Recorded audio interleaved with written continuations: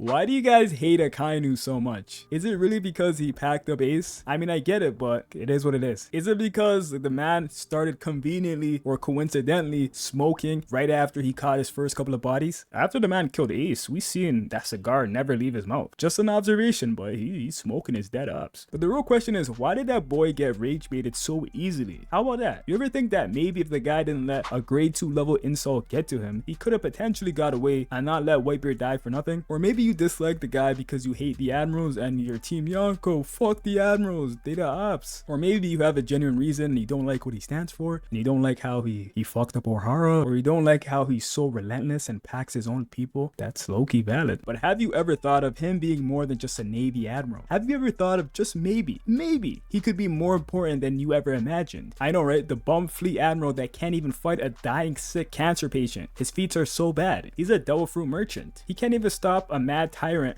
running amok. Say what you guys want about Akainu, but I'll tell you one thing that's 100% guaranteed: Oda does not give a f.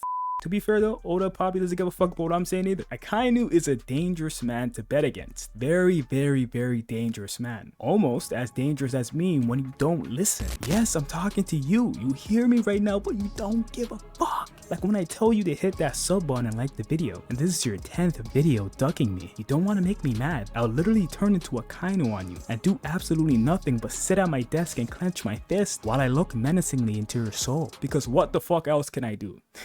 Am I right? Because that's all that boy does. So Akainu blowing off Whitebeard's head is a bit of an exaggeration. I personally am guilty of saying that because it just sounds more aggressive and violent and funnier. And what I find very, very funny, when you search in Google Akainu BL, you see everybody else is searching up what I'm saying. So everybody knows this is what we just gotta say it is. Like, he blew that boy's head off. But I will be real, he didn't blow his head off technically. He blew off a chunk of his head, which either way is still crazy when you think about it. Regardless of whether you think Whitebeard was kicking his ass and Akainu's an old Whitebeard victim, he's so trash, blah blah blah, the fact that a man is capable of casually eradicating parts of your body is something that's not talked about enough. And it even gets crazier when you realize he's doing this with what we presume to be his casual attacks. I don't know if you know this, but Oda said that Akainu's devil fruit is factually the devil fruit that produces the most amount of attack power. Now when we actually take the time to see the casual damage he can do with that devil fruit, it absolutely makes sense that this devil fruit at its peak is definitely the devil fruit that produces the most attack power. With that Whitebeard situation, he used an attack called Hellhound. I don't know if that classifies as a casual attack to you, but I'm pretty sure it's one of the more casual attacks because that's pretty much all the attacks we've seen from him besides the giant fist he be throwing around. But anyways, Akainu grazing a part of Whitebeard's head with Hellhound took a chunk of his head away. And I don't know if you guys can tell or not, but this is a photo of Whitebeard slanted dodging his attack, and that's why he only got a piece of his head. This attack isn't meant to graze you, it's meant to encapsulate your entire head, and in Whitebeard's case, blow it off cleanly. But these guys tend to just dodge it because there's no way Akainu's getting that shot off. Like, that's too devastating. He used the same attack on Kuma, but in this case, he barely ever so slightly hit the side of Kuma's head. In this panel, it looks like he actually disintegrated a part of his head, but I guess that didn't happen even though it looks like it. It's later shown that Kuma didn't get his head disintegrated, but as you can still see, the amount of damage he's capable of doing, if it lands on your head completely, it would most definitely kill you. But that's obviously depending on what you are. You might be able to take it, but you'll probably be cooked for the rest of the fight. Now let's talk about his donut making. Not only does this guy have a lethal attack that if it comes to contact with your head completely, it will just take it off most of the time, but he has a way of leaving donuts in your body, which could be considered worse the way you look at it.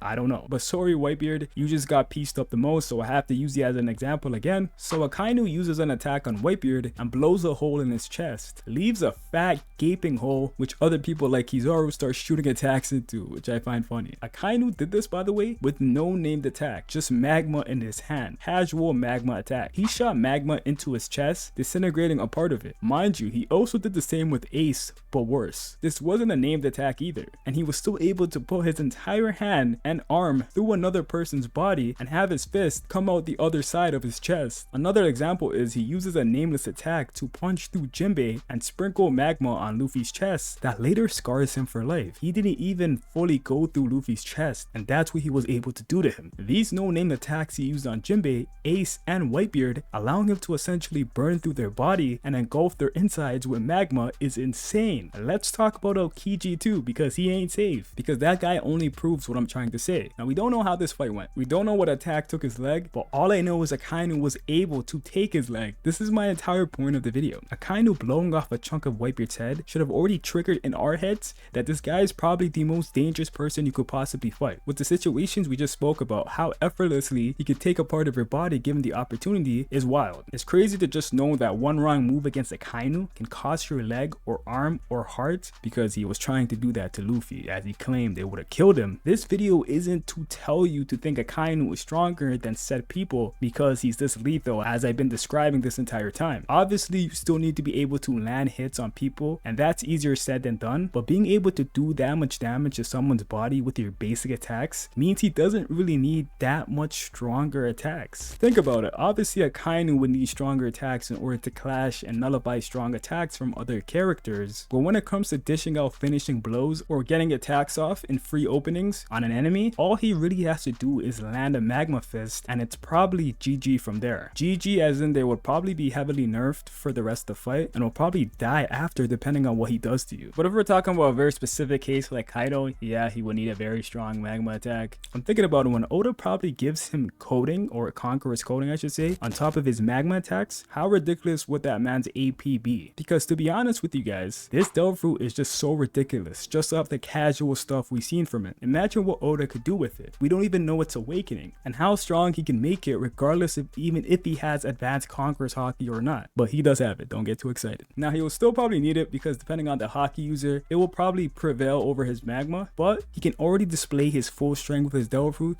to be easily some of the strongest shit we ever seen. Now, obviously there's exceptions to Akainu's power being very life-threatening to certain people. Some of you guys already probably said, oh, Jinbei survived his attack with no scars or anything. Kuma didn't lose his part of his face either, but it took Whitebeard's. Those moves aren't that strong. Well, Kuma is a cyborg, a pacifista that is so durable that it's very hard to hurt him, even for pre-time skip Straw Hats. So Kuma being what he is, he's naturally more durable than humans who have human durability. Kuma was also defying logic and overriding his programming that should leave him lifeless. He was already doing the impossible, being able to move on his free will, being able to function like Vegapunk said. So his altercation with Akainu was more to show the lengths he would go to defy the laws of the world to save his daughter, which is the power of love, which does the impossible. So that situation being used to downplay Akainu doesn't really make sense. Go check out the Power of Love video because that's a real thing. Jinbei still was on life support. Yes, he didn't have a scar, but he was extremely injured to the point where he could have died. The point is, Akainu can still seriously damage people, even though he doesn't seem like he's doing that much damage compared to other people. But specifically with humans, his attack power is even more lethal to where it can leave permanent damage more easily, like with Luffy's scar, with Aokiji's leg, with Whitebeard's face and his chest. Also, Whitebeard not instantly dying from Akainu doesn't downplay his attacks either. Whitebeard is a phenomenon of a man whose endurance was displayed to be unparalleled and the pinnacle of human existence. He was able to fight through that shit because he's simply Whitebeard. And if we're being honest, he probably could have died if he got away due to his wounds, like certain admirals did. But he's Whitebeard, so it doesn't make sense to call Akainu's attacks weak, because how can you call a man's attacks weak if it's taking off a chunk of your brain and leaving holes in your body? Like, does that even make sense? The man who's fighting through it is just strong as hell. So yeah, I just want to speak on Akainu's AP. That man's actually a problem. Like, I don't care if you think Shanks cooks him or flips him, bro. That boy, if you give this guy opening on anyone besides like Kaido or some shit, he's walking away with like a missing head, a missing arm. I don't know who else is doing it like him, bro. But yeah, guys, take care. That's all I wanted to say, and I'll catch you guys in the next video.